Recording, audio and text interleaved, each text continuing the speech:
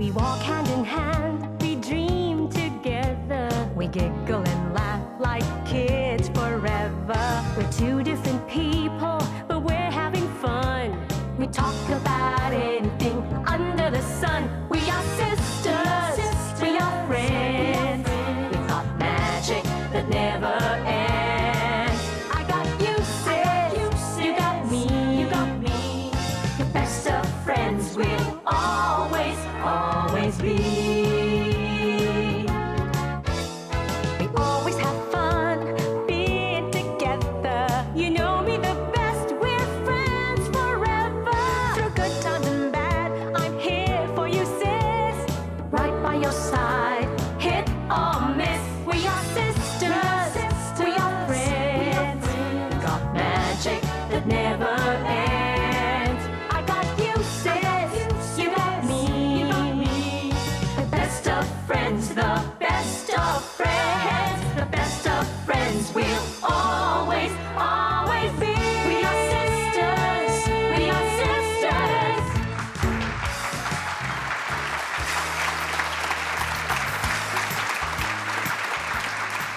Good morning! Good morning. Alam mo, marami na tayong narinig sa issue ng paghihiwalay o pagkakamali ng mga magulang. Sa mag-asawa, nakakabuti minsan ito because parang wala na magawa para doon sa isang relasyon, lalo na if there's a third party involved. Parang ang pinaka-last resort or the best thing that they could do na lang is to Part ways. part ways. Para sa, hindi lang para sa kanila, para sa kabubuti na rin ng mga bata para magkaroon naman ng harmony sa loob ng bahay. Oh, but nevertheless, masakit ito both for the parent And for the lalo children. na for the children. Lalo na for the children. Actually, since we're talking about the children, meron tayong isang kasama dito sa audience, si Raymalin Dawisa. Hi, Raymalin. Hello, Raymalin. 3 years old ka pa lang pala ng medyo, ano ba sasabihin to, medyo magliwaliw si daddy. Ano nangyari? Paano to? Yung mama ko po, nag-asawa po ng iba. Pagkatapos, nung maghiwalay sila, nag-asawa siyang iba. So, may kanya-kanya na silang pamilya ngayon. Pero, ano nga yung feeling mo sa daddy mo? Ngayon, Mimiss ko na po. Mimiss mo na siya. Hindi mo ba siya nakikita?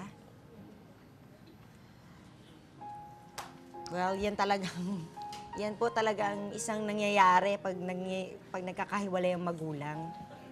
Pero kung magbibigyan ka ng pagkakataon, gugustuhin mo siyang makita ulit. Opo. Baka nanonood si daddy mo, baka gusto mo sabihin sa kanya. Doon, oh.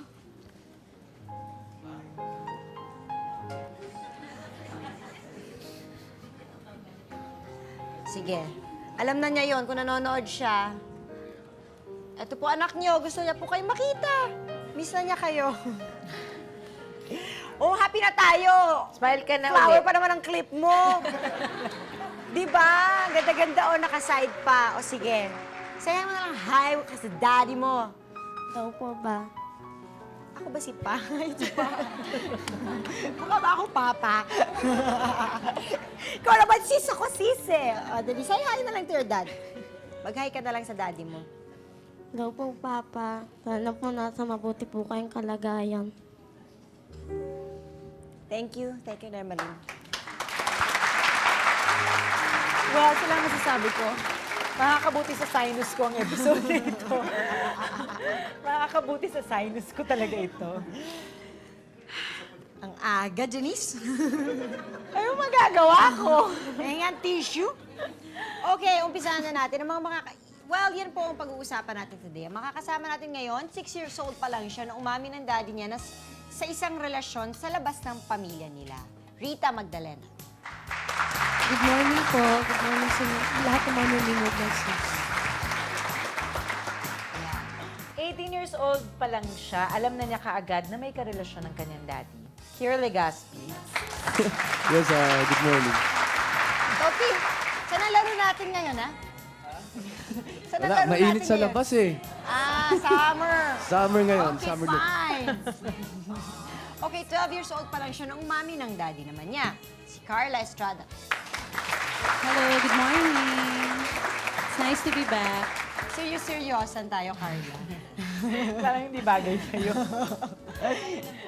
Ayun. Nahuli niya ang dad niya sa sinehan. Tapos, after a year, inamin ng daddy niya. Bianca Lapus. Hello, good morning. Ang episode po ito ay dinededicate namin sa lahat ng mga anak na patuloy pa rin rumirespeto at nagmamahal sa kanilang magulang kahit na minsan ay nadapa sila. Lahat po ng ito pag-uusapan natin sa pagbabalik ng Sis.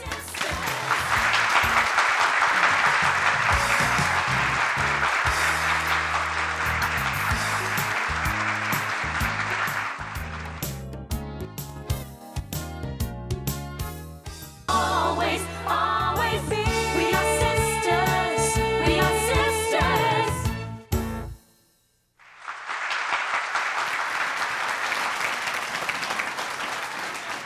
Ano kaya ang pakiramdam na makita mo isa sa mga magulang mo o malaman mo na isa sa mga magulang mo nangangaliwa or gumagawa ng kakaiba? Ang mga guests natin today ay narito to encourage you dahil na-overcome nila ang mga bagay na ito. Okay, let's start. Huwag mo ako tinatawanan, Carla. Ano ang reaction nyo nung malaman nyo na may ginagawang mali ang magulang nyo? Mama, parang gano'n ayaw nyo. O sige, hindi, kasi ako, bata pa ako noon. So, ang nakikita ko, siguro mga 80 years old ako, nakikita ko yung, alam mo yung sakitan. Tapos ganun ka lang, yung away sila ng away, yung... Kaya nung umalis nga yung father ko sa bahay, parang doon talaga natahimik eh. So parang mas gusto ko na umalis na lang siya. Kaya sa away naman ng away. Kaya sa away ng away. Kaya totoo yun eh. Na dapat talaga, mas magiging tahimik kung hindi na kayo magkasundo, diba? Mas tahimik kung isa sa inyong aalis para sa mga anak. Diba kasi normally sinasabi nila, to save the relationship, alang-alang sa mga bata, laging ganon, diba? Pero kung hindi naman na, kagaya nga nung na-experience Miserable ko, naman. yung pagising ko pa lang sa umaga, ganon, diba? So parang, ang pangit. Ikaw, Kier. Sa akin naman, bata pa kami noon, pero naririnig lang namin. Ganun bata, so wala pa sa isip namin talagang, uy, si Papa naglolo ko, ganun. Wala pa eh. Basta naririnig lang namin. Nalaman mo na at 18 years old. At 18 years old ba, mas madali para sa yung tanggapin? Kasi syempre, kahit pa paano, May Yeah. sarili ka na pag-iisip. may sarili kang pag-iisip, may Yeah. sarili ka ng wisdom. Was it easier or it doesn't matter? Kahit Kasi ano paano? yun eh, from Chicago, na unang umuwi si Zoren, pati papa ko, tapos sumunod ako.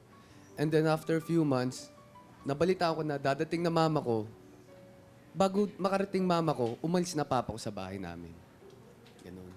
Pero yung communication namin, tuloy-tuloy pa rin. Ganun. So as a father, nagawa niya yung obligasyon niya, pero siguro hindi sila Hindi sila talaga nagkakatugma. nagkatugma ng Oo. mami mo. Nung sa probably sa ugali or something. What about kay Rita? Kasi si Rita, nung nagkahiwalay 6 years sila, bata ka pa. Oo, sobrang bata ako pa. So parang wala naman akong mga nakikita. Parang hindi mo naaalala yung mga ganon. Oh, pero meron akong isang naalala na may sinugod ng nanay ko yung girl. Tapos parang may dala-dalang tsinelas na parang gusto na niyang patayin yung babae, parang gano'n. So doon pa lang sabi ko, okay, naglolo ko pala yung tatay ko. So after noon, parang, kasi bata pa nga, ayoko ng gulo. Parang gusto ko tahimik. Siyempre, pag bata ka, laro ka lang na laro. Tapos pagdating mo sa bahay, yung pala nag-aaway na. Yung nanay ko, iba pa yung way of thinking. Sobrang liberated yung mama ko. Gusto niya ganito. Gusto niya ng nanay ko. Magtrabaho yung tatay ko. Gusto niya yumaman kami. Parang ganun. Wala pa that time. Wala pang trabaho yung tatay ko. So, sobrang sa bahay, ang gulo. World War, Diyos ko, grabe, ang gulo. So, nag-decide na yung tatay ko, umalis na lang. Kasi mas okay. Anong feeling niya nung umalis siya? Wala lang, basta sinabi ng nanay ko noon, pupunta lang na Maynila yung tatay ko para magtrabaho. Tapos after noon, hindi na siya umuwi. Umuwi lang minsan lang, parang ganun. Kasi pagka younger ka, hindi masyado ma-explain eh. Dahil syempre mako-confuse. Hindi mo naman kasi kaagad maiintindihan. Ako naintindihan ko nung 12 na ako noon eh. Okay. Ganun pala. Ako yung may kinasal na family yung pala. tatay ko. May Wala na pala sila. Parang doon mo gano'n. lang talaga yung... Parang, kasi nung nagtatanong ako sa mga lola ko, ganyan, si Papa kailan uuwi? Ganyan, ganyan. Hindi pa inuwi, ganyan, ganyan. Tapos isang araw, dala na ng tatay ko yung Asawa niya. asawa niya ngayon. Tapos magpapakasal na sila. So, hindi na pala talaga sila pwede pa parang gano'n. So, yun. Good luck. Bianca, nung nakita mo yung daddy mo sa sinehan, what was your initial reaction? Kasi yung mami ko matinik yun eh. Parang anino pa lang yata ng daddy ko. Sabi niya, anino yun ng tatay mo. Tingnan mo.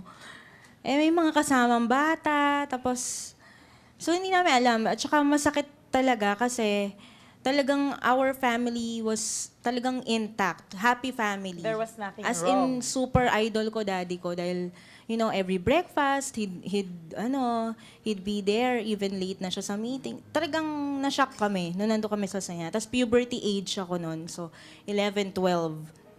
So, sinilip namin. Pag silip namin, daddy ko nga, may kasamang ibang family. So, my mom stood up, tapos medyo wrestler yung nanay ko. So, hinablot nga yung buhok at sinabot sa bunutan. So, yung mga nanonood ng sine, kami na lang ang pinanood.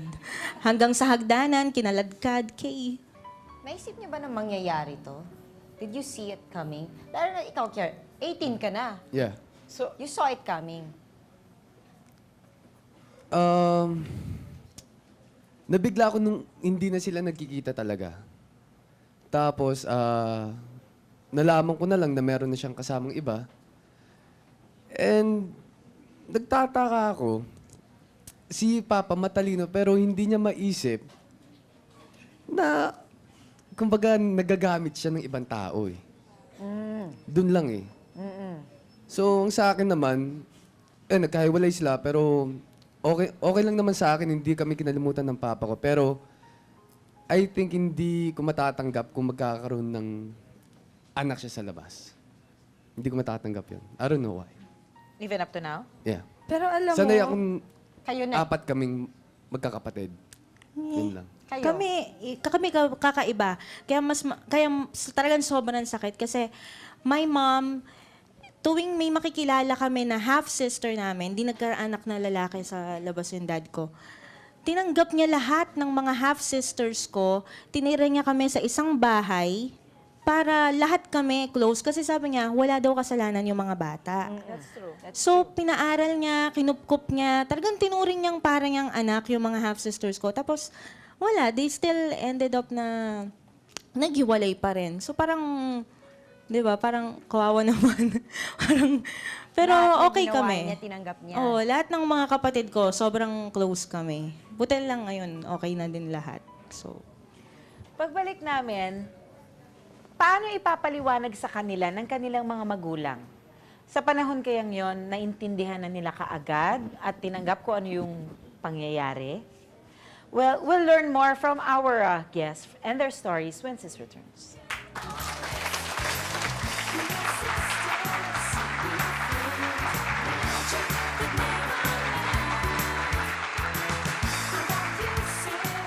Always, always be. We are sisters. We are sisters.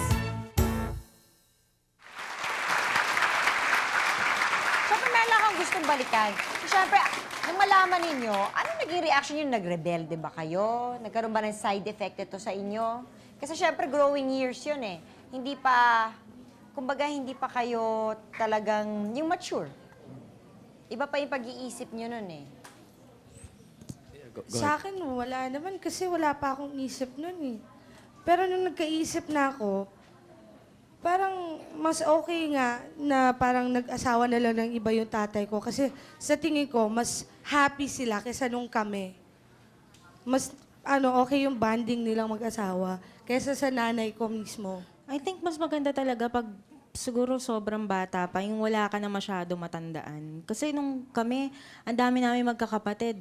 Tapos pinagsama-sama pa kami lahat, di ba? So parang, kasi yung pinaka-final, from 12 years old ako noon hanggang pinaka-final 18 na ako. He left na talaga. As in, lahat kaming magkakapatid, sinusundan siya habang binubuhat yung mga gamit papalabas, di ba? Tapos, mommy ko nasa room lang umiiyak. Parang she can't stand nga seeing my dad leaving us na. So, at that time, yung mga age namin, 15, 12, 10, yung mga talagang kailangan. At saka, sobra kasing close namin sa dad namin. Kaya talagang sobrang sakit. Kaya nung when he left, may mga andyan yung nagkandabagsak-bagsak na yung grades namin. Tapos, andyan na yung muntik ng ma-kick out. Ayan yung mga natuto na manigarilyo yung mga ibang kapatid ko. Yung mga ganyan-ganyan. Tapos, ako, nabuntis. Yun. Kasi nga, ang dami. Sobrang kaming emotional. What about you, Kier? Kasi, syempre, mga babae itong kasama mo ngayon eh. Paano pag lalaki? Ayun nga, Lalaki ka rin kasi, alam mo yun yeah. eh. I think pag yung anak na babae, mas naapektuhan kaysa sa Mas lalaki. emotional. Oo. Kasi kami 4 na lalaki. And then, Ano ba, feeling mo mas madali niyong naintindihan at Oo, natanggap parang ganun. kasi mga lalaki oo, kayo? oo. And then, hindi namin naramdaman na pinabayaan kami ng papa namin. Yun ang pinakamaganda kasi Oo, sa hindi nangyari. Ang pagkaintindi ko, hindi lang sila magkaintindihan ng mama ko. That's it. Pero kayo, okay kayo. Oo. Ganun. Pero yung brother ko, naging loner siya. Parang ayaw niyang ayaw niyang lumabas, tas kasama yung mga ibang bata. Kasi nga, feeling niya siguro, yung iba, may daddy, tapos siya lang wala. So, parati lang siya nasa bahay. Eh, ikaw, Carla, ano yung naging effect nun sa'yo? Well, in my case kasi, 8 years old nung wala na yung dad ko. And lumaki ako sa stepdad ko. So parang, diba, first, inalam ko muna kung nasan talaga yung real dad ko. So nalaman ko nasa Amerika and baby pa ako, wala na siya. So mas naintindihan ko yung stepfather ko dahil nung in-explain niya sa akin, nung mga 12 ako, sinabi niya sa akin na kung ako ang nasunod, hindi ako umalis ng bahay. So But it was your naghiwalay din mom's ng- decision na paalisin ako. Naghiwalay din ng stepfather mo at ang saka- mother mo. Oh, pero yung stepfather ko, yun ang kinalakihan kong ama. Ama. So, nung ina-explain niya sa akin, parang hindi masyadong mabigat. I don't know, siguro ganun ang personality ko, masyadong malakas ang personalidad. Na parang, kaya ko yan. Diba? It's so hard, na lumaki kang wala kang ama, lalo na sa mga babae. Na wala kang nakikitang father figure. It's so hard. Ikaw, Kier, kasi syempre, kahit papano, doon sa mga taong nakakaalam kung ano yung totoong nangyari, magiging ibang tingin nila sa daddy mo eh. Yeah. And syempre, malalaman at mararamdaman nyo yun. Yeah. Nagkaroon ba kayo ng konting hiya for your dad? In spite of your being a man also, na Yeah. kahit papano, naintindihan nyo na kung ano yung nangyari. Minsan nakakasama ng loob pag yung mga jokingly sinasabi, yung papa mo babaero eh. Hindi nila kilala kung sino talaga si Lito Legaspi. Ganun lang. Hindi nila kilala eh. Pero quiet na lang ako. Ganun lang. Pag sinasabi lang, papa mo babaero, tinig talaga ng papa mo. Hanggang ngayon, babaero yan. Sa love ko, hindi nyo kasi kilala. That's it. Tsaka hindi naman siguro bawat hiwalay ng isang pamilya kasalanan lang lagi ng lalaki. Siyempre hindi naman ganun. Unang-una kung mag-iisip ka ng maayos, meron talagang problema sa Relasyon, relasyon, kailangan kaya pa siya maghanap umaalis, ng iba. diba? I mean, paano ka, how can you stay sa isang bubong kung hindi ka na rin masaya, diba? Or hindi mo nagagampanan bilang, ang role mo bilang asawa. Kung hindi mo na naibibigay yon, May sinisi ba kayo? ako wala. Bianca? Nung una, syempre, daddy ko. Daddy ko talaga, nung una. Pero, nung naalala ko lahat ng mga magagandang ginawa niya for us, tapos, eventually, dinadalaw na niya kami. Tapos, hindi din naman niya kami pinabayaan din. I mean, may sustento kami, dinadalaw niya kami. Kasi talagang we were really close. So parang it hurts whenever people, especially yung mga magkukumpare, yung, musta yung babae mo, yung mga yan, parang feeling nila nakakamacho, pero parang para sa akin, hindi naman biro yun eh, yung nambabae o ano. Ang sakit nun kasi alam ko naman, my dad didn't wanna leave us also. But kesa naman makita ko na may mga parang flying saucer yung mga plato namin, di ba? Mas masakit eh. Ano naging reaction niya nung sinulatan mo siya ng letter? Kasi parang ito sa way of confronting the problem. Actually, confronting him, actually. I couldn't, I'm not kasi confrontational eh. Kaya So, sinulat mo na I lang. always write. Ano naging reaction niyo after reading that letter? Kinausap niya ako.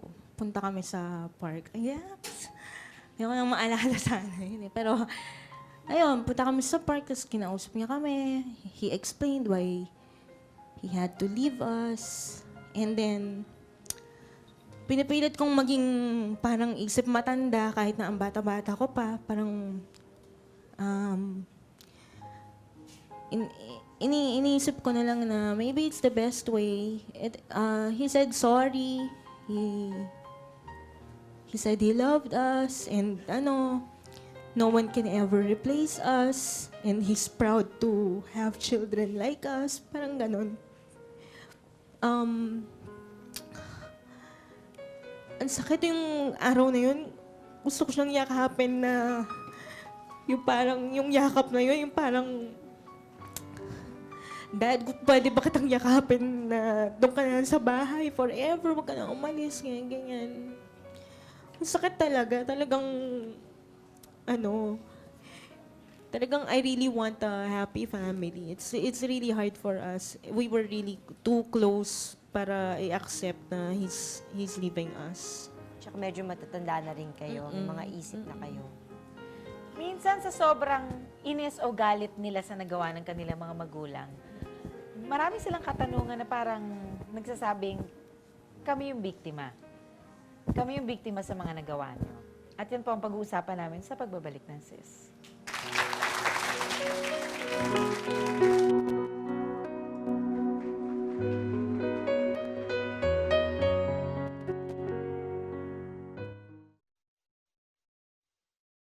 Always, always be. We are sisters. We are sisters.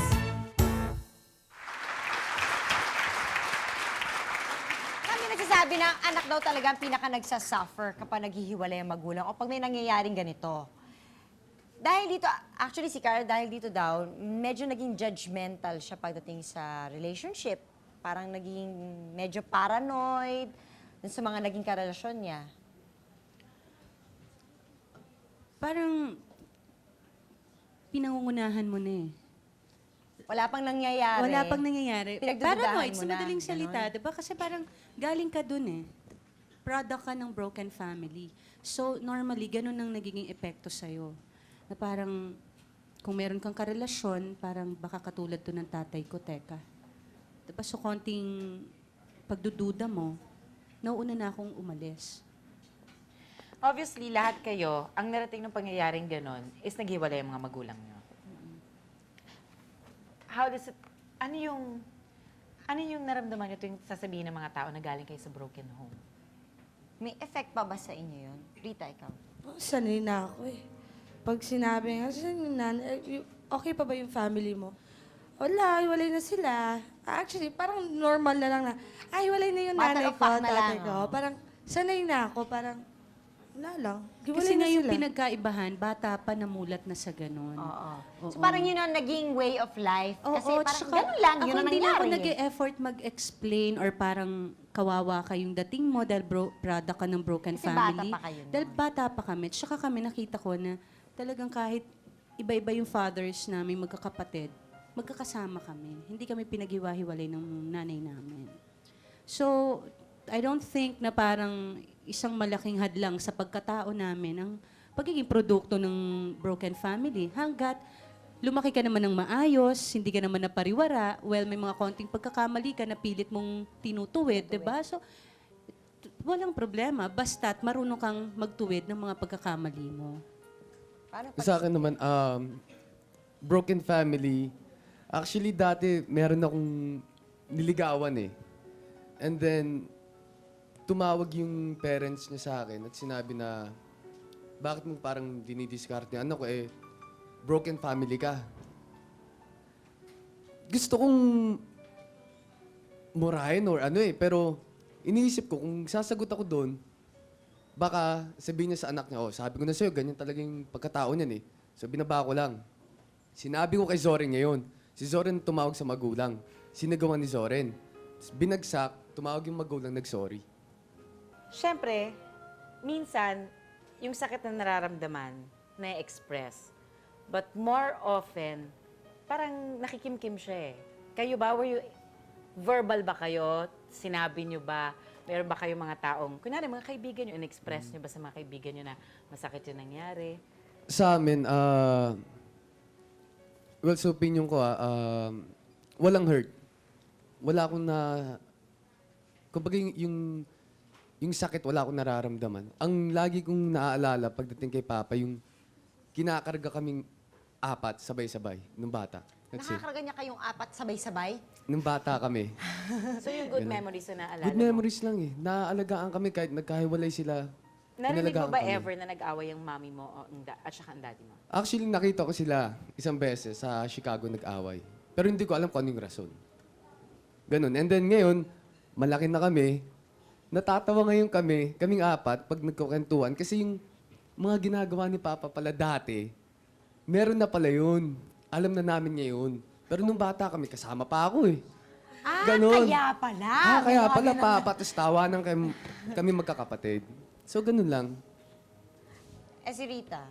Sa amin naman, sinasabi naman ng nanay ko na parang kung ano yung problema namin dun sa loob ng bahay, dun na lang. Huwag na lang nilabas. Kung ngayon, kung may problema ka naman, kausapin niyo ako, sabi naman ng nanay ko. Pag may problema ka, may tanong ka, lumapit ka sa akin, sasabihin ko yung sagot, parang ganun.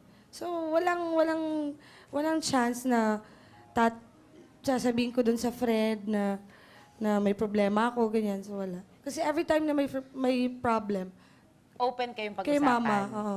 Hindi siya parang bawal pag-usapan? Hindi. Hindi.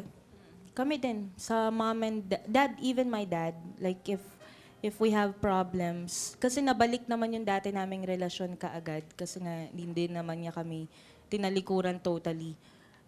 Pero tuwing may mga problema, usually sinasarili na lang namin o kaya kami magkakapatid before namin sila hingnan Baka ma-solve ng- niyo bago pa nila hingnan ng malaman. tulong. Kasi tuwing nakikita sila, minsan nag-aaway pa rin eh. Like you said kanina, dumating sa point na halos bumabagsak na yung mga grades nyo and almost na-kick out na sa pa. school. Sa tingin mo, it was part of a rebellion? Pero sa dami namin kasing magkakapatid, iba-iba yung naging reaksyon eh.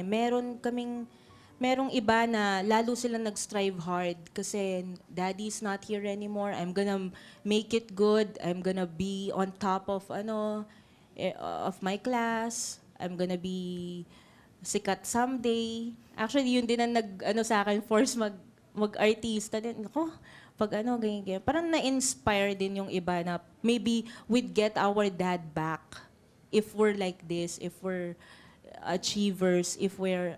Basta, parang we have our own goals para makabalik si daddy. So, may positive and negative. Yun nga, yung negative, papansin ka, mag-suicide ka dyan. Meron akong kapatid na gano'n.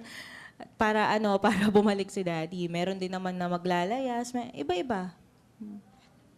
Like for you, parang natanggap niyo ba na may iba ng pamilya ngayon yung daddy niyo? Well, for Kier, wala naman ibang wala. family ang daddy Tsaka mo, no? sinasabi niya na mahihirapan siya. Na mahihirapan ka, ako. mahihirapan Hindi ko alam ka if ever. sa ibang kapatid ko. Pero ako, ewan ko, baka hindi ko matanggap. Talaga? Oo. Natanggap mo lahat, pero yun, medyo... Oo, parang, ewan ko, parang baduy eh. Kakainis yung sagot na ito. Hindi. Actually, ganun sa akin. Hindi ako sanay. Sanay ako 4 kami. Solid yan. Finish, tuldok na doon. Oo, tuldok na yun. Si Bianca, nakasama pa niya sa Kasama bahay pa niya mga sa bahay, half-sisters. yung mga half-sisters mo. Kasama ko. Pero yung, nakikita namin kasi minsan pinupuntahan din namin yung dad namin doon sa house niya ngayon. Pero we really have, talagang, kumbaga, gate na makapal para tuwing nakikita namin yung, niya. Very friendly kasi yung kanyang, kasama ngayon. Pero, wala eh. Hindi namin Di ba yung iba, kayang i-accept na stepmother, ganyan. Kami, we can't talaga. Carla. Ako kasi bata pa ako noon eh. So, nakasanayan ko na nawala akong tatay sa tabi ko. Minsan parang mas madali tanggapin pagka bata ka pang nasanay ka na ng ganon. At habang lumalaki naman ako, hindi naman ako naging rebelding parang kung ano nagpakapariwara, no? Inisip ko na talagang someday, mapuprove ko sa sarili ko na yung sitwasyon na nangyari sa kanila, it made me stronger. It made me a better person. Sa likod ng sakit, dumadating ang panahon ng pagpapatawad. Paano nila pinatawad at tinanggap ang pagkakamaling nagawa ng kanilang mga magulang? Aalamin natin yan sa pagbabalik ng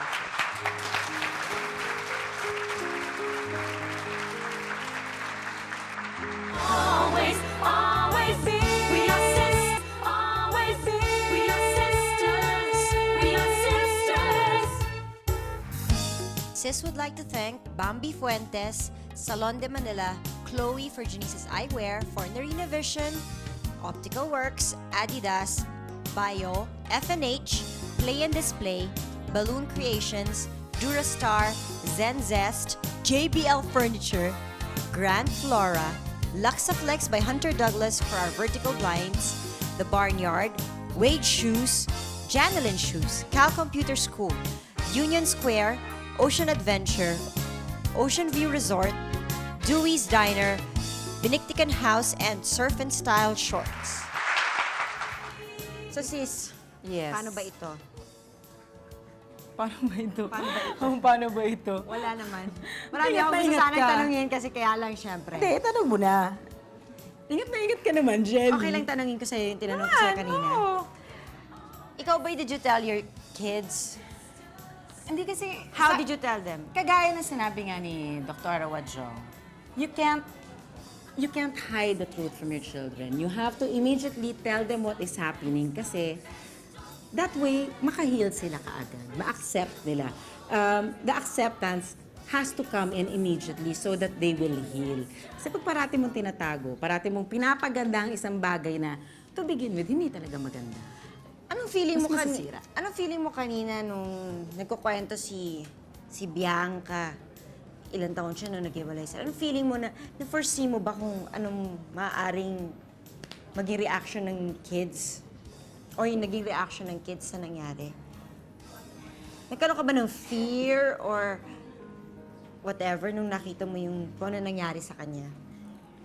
Hindi mawawala yung fear because, like I said, kaya ang tanong ko kay Dr. was, makukorap ba ang sense of family nila? Because ang importante, and I think, ayoko maisip nila, makorrupt ang family sa utak nila. Ayoko na pag tumanda sila and they have children of their own, they will put up this wall of defense and think that it's okay na naghihiwalay ang mga magulang. Diba? But you see, you can't also pretend that everything is perfect. Diba? Because the sense of perfection of the children should not come from what other people say or what has to be. Or kung ano yung gusto ng ibang tao. But from what they know is real. And like sabi nga ni Dr. Wadjong, be honest with your children. Because truth delayed is truth denied. In the long run, kahit na pag sinabi mo sa kanila na malalaki na sila, mas mahirap mag-heal. Tama rin nga yung sinabi niya, kung sino yung naiwan na magulang, yun ang talagang mag-guide at mag-help sa kanila to heal.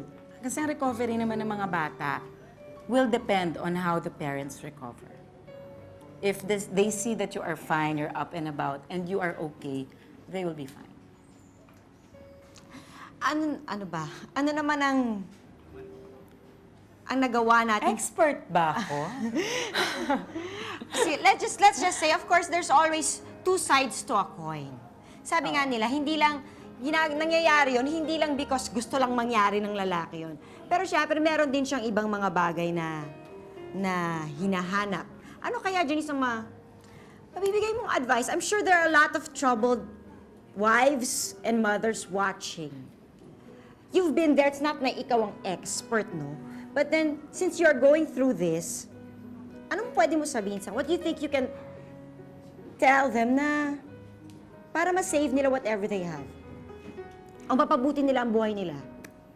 I think number one is to communicate. Communicate whatever it is that you really feel, kung ano yung nangyayari, kung ano yung mga gusto mo, hindi mo gusto sa nangyayari. Kasi that is what's important eh. Naniniwala ako that it really does take two to tango. Nangyayari yung ganung bagay dahil sa isa pang pangyayari, di ba? May precedent yan eh. Parang chain reaction. Sometimes also you have to look at the reasons why you married. Why you married or why he is looking somewhere Oo, else for because, you know, comfort? if there is any other reason aside from love, medyo mahirap patagalin o piliting mag-work. Well, sana po nga may natutunan kayo sa aming pag-uusap today. Kami po marami kaming natutunan, marami kaming naramdaman. Ay, basta Ang yung sakit ako ng sinus ko. lalamunan ko. Nakakabuti Ang sakit sa na ang sinus ulo ko. Salamat po for joining us today. We'll see you again. Siyempre, dito lang yan sa...